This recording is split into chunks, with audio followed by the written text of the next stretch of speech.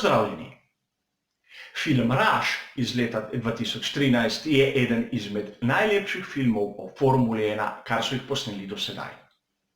A gre za film, ne za dokumentarec, in avtorji so si dovolili marsikatero posplošitev, olepšavo, marsikaj so tudi pozabili. In čeprav je film navdušil mnoge gledalce po svetu, v množici celo takih, kateri niso bili rojeni leta 1976, je v tem filmu kar nekaj nepravilnosti. Govorimo o zgodovinskih nepravilnostih, naprimer tistem, kar je ena izmed centralnih scen filma, ko se prvič srečata Niki Lauda in James Hunt. To naj bi bilo na dirki za Formulo 3 v Crystal Palaceu leta 1970. Problem je le v tem, da Niki Lauda nikoli ni nastopil na tej dirki.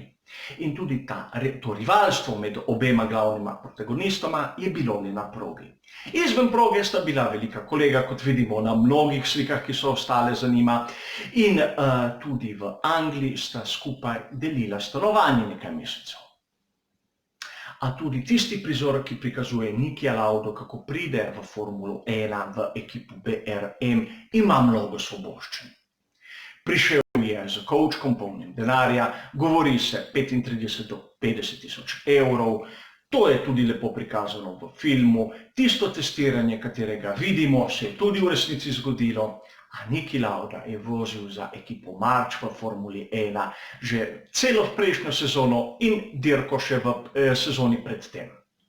Nekako so spustili tisti del, kajti bilo bi preveč kompleksno, nekako čudno bi bilo, da je Niki prišel v Formule 1 toliko prej kot James. In tudi v tisti sezoni 1976 so z današnjega vidika sezone 2019 spustili eno zelo zanimivo zadevo. Pravilno je, da so poudarili tiste dogodke, ki so se zgodili na veliki nagradi Španije v tej sezoni. Namreč po zmagi Jamesa Hunta so ugotovili komisarji, da je bil njegov bolid na zadnji osi preširok. McLaren se je pritožil, povedali so, da je bilo na dirki izjemno toplo in da so se pneumatike Goodyear na Huntovem McLarenu povesile in tako je cel bolid bil čez mero. Pritožbo so upoštevali in kasneje, kot je prikazano tudi v filmu, so to diskvalifikacijo preklicali in James Hunt je dobil vrnjeno zmago ter točke.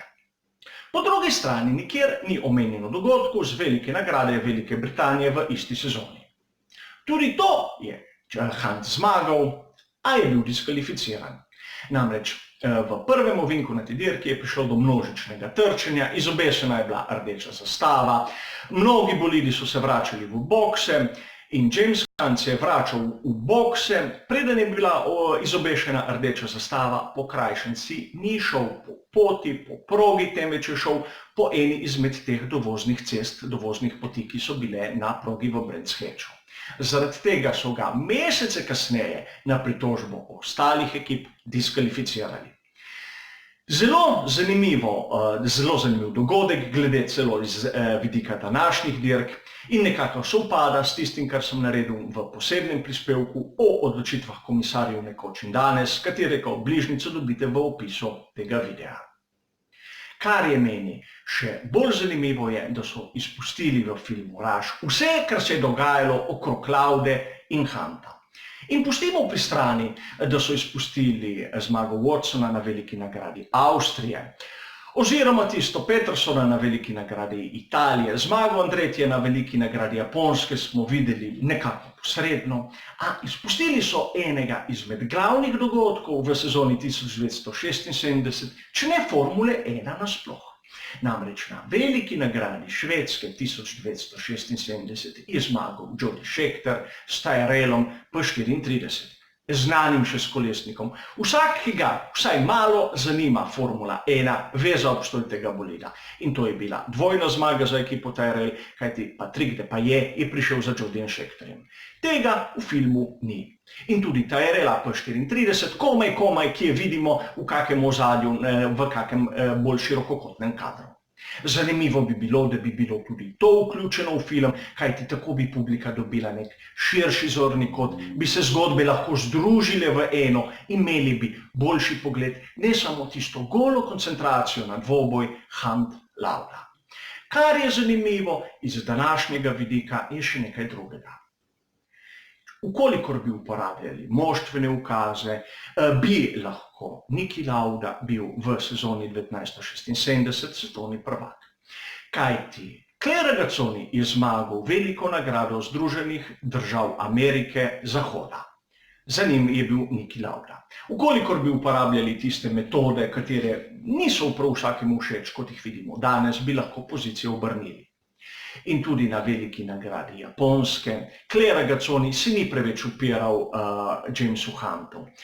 Namreč vedel je, da v naslednji sezoni ne bo vozil več za Ferrari in po mojem ga ni kaj preveč brigalo, kako se bo stvar končala.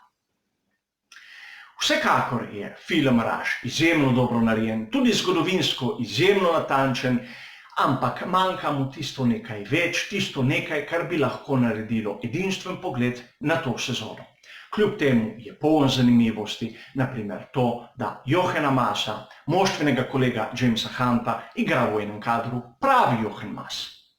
A vseeno, ukolikor bi se malo bolj potrudili, bi lahko naredili še boljši izdelek od tistega, kar smo lahko videli. Hvala za vašo pozornost ter nasvidenje.